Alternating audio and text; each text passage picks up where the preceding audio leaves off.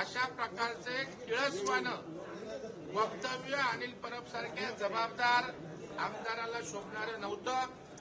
आणि शेवटी छत्रपती शिवाजी महाराज, छत्रपती संभाजी महाराज यांच्यावर प्रेम करणारा महाराष्ट्र आणि हिंदुस्थान आहे.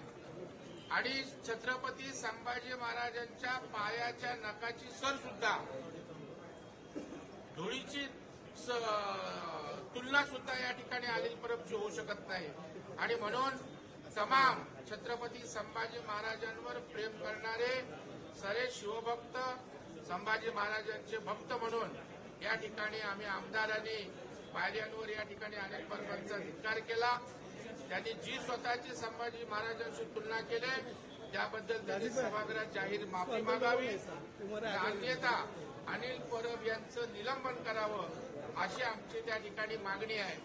आणि राज्यपाल यांच्याविषयी, अभिभाषणाविषयी जे काही वक्तव्य केलं तेही असंसदीय आहे, तेही या ठिकाणी शोभणारं नाहीये.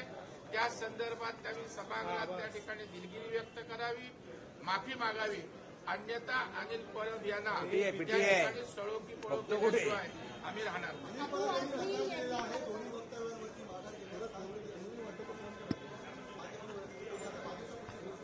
मला वाटतं म्हणजे तुम्हाला कुठला अहंकार आला? छत्रपती संभाजी महाराजांपेक्षा आपल्याला मोठे समजता का? छत्रपती शिवाजी महाराज, संभाजी महाराजांची तुलना होऊ शकत नाही. आणि एवढी मुजोरी आणि मास त्या ठिकाणी अशा पद्धतीनं कोण करणार असेल तर त्यांना जशाच तसा त्या ठिकाणी धडा शिकवला खाली कर रे.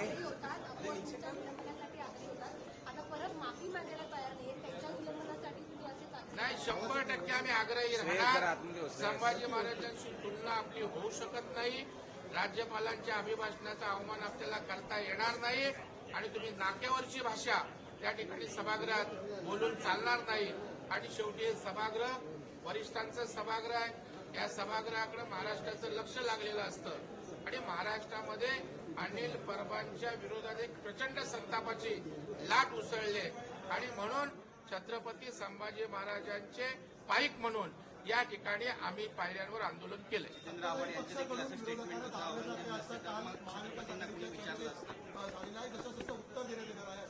नाही, विरोधी पक्षाला दाबण्याची आवश्यकताच नाही. ते ऑलरेडी एवढा दबलेला आहे की त्यांनी पहिलं त्यातनं बाहेर येण्याचा प्रयत्न करावा.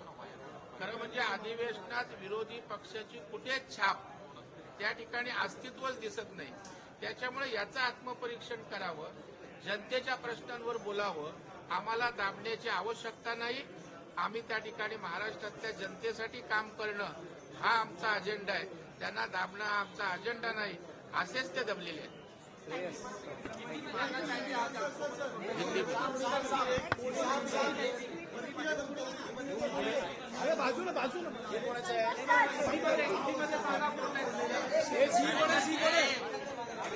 हा मेन फोकस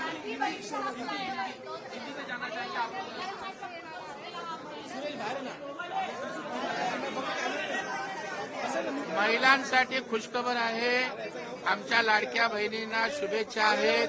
आज त्यांच्या संदर्भात सभागृहात चर्चा आहे. आणखी लाडक्या बहिणींचं कौतुक आम्ही त्या ठिकाणी करणार आहोत. आणि हे दोन्ही हप्ते त्यांना मिळालेले आहेत. आणखी त्या ठिकाणी त्या सक्षम कशा होतील त्यांच्या सबलीकरणासाठी शासनाचा प्रयत्न सतत राहील.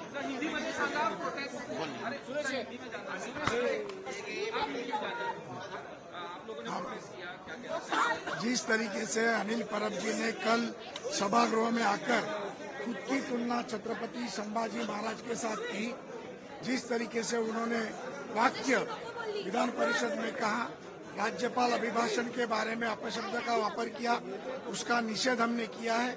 और अनिल परब के निलंबन की मांग हम सभागृह में करेंगे.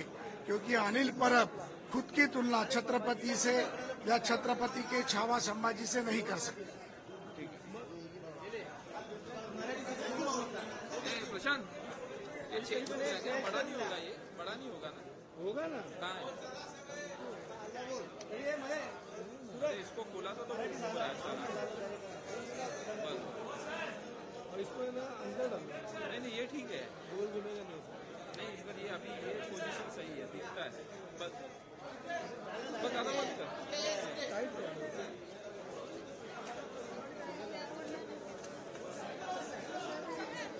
बाजू अभिषेक बाजू अभिषेक बाजू अभिषेक बाजू याला बाजूला करा मनुष्य बाजू मनुष्य